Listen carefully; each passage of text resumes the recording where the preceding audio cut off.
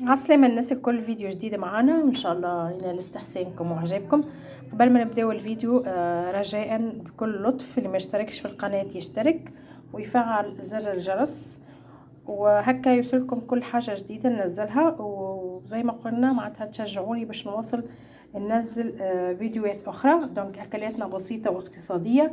اليوم اخترت اني نعمل شوربة عدس، حاجة تدفي الصغيرات. تمام، بحكم الطقس عنا ابتدى يبرد. دونك شوربة العدس سهلة ولذيذة جدا، حيحبوها الولاد. دونك خذينا بجزر، بطاطا او بطاطس، فلفل، ثوم، طماطم وبصل. خدينا معاهم هنا العدس الاصفر متاعنا، غسلناه برشا مرات وحنضيفوه فوق المكونات هذه. نصبوا بالطبيعه الميه بتاعتنا تقريبا نص الطنجره. انا هنا خديت كميه كبيره باش نستحقها تقريبا اليومين. الولاد عندي يحبوا العدس، دونك كل ما يطلبوا نخرج معناتها الكميه اللي هم عايزينها ونسخنها، وتكون عندكم احسن شوربه او احسن سوب ممكن تستعملوه. حطينا نص طنجره مليانه ميه، وبعدين ضفنا لها شويه معدنوس او بقدونس وكزبره. تمام، هنضيفوهم للشوربه متاعنا، هيدوها طعم حلو جدا. الخضره متاعنا كلها استوت، دونك خرجتها هنا وحضرت الكبه متاعي، وباش نبدا نفرم الخضره كلها مع بعضها.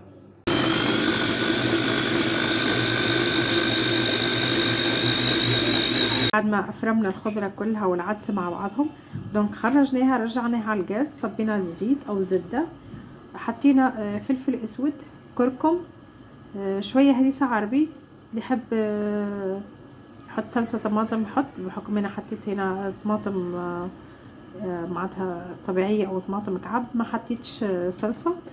دونك ونحط عليها كركم زي ما قلنا، وكزبره او تابل وكرويه والملح. تمام، ونخليوها حتى تستوي.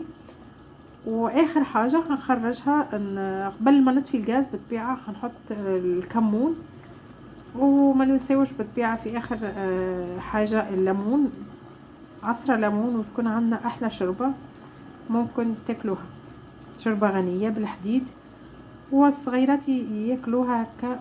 معناتها نعرفوا برشا صغار ما يحبوش الخضار، دونك هكا بالطريقه هذه تنجم توكلهم الخضار ويستفيدوا منها.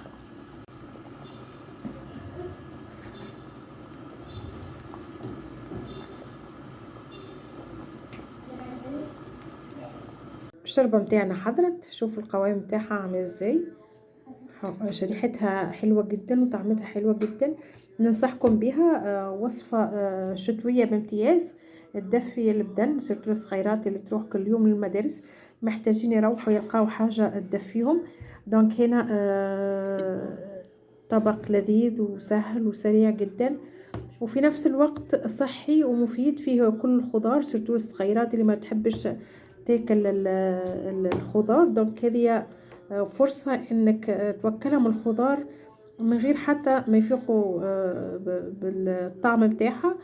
فأكلة صحية فيها العدس وفيها جميع الخضار اللي موجودة عندك في البيت، تقدري تحطيها. دونك ما ننساوش في اخر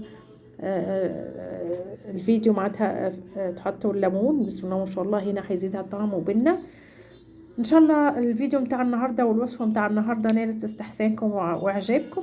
شجعوني، محتاجه لتشجيعكم ومحتاجه لتعليقكم الحلوه اللي عودتوني بيها، كسوا من مصر او من المغرب او الجزائر او تونس، اهلي وناسي. محتاجه دعمكم عشان القناه ما تتقفلش عندي. وشكرا لكل واحد ساهم بجام او لايك او حتى تعليق او الاشتراك في القناة. شكرا لكم الكل، والقناة تكبر بكم ومحبتكم، وان شاء الله يا رب نتقابلوا في فيديو ثاني.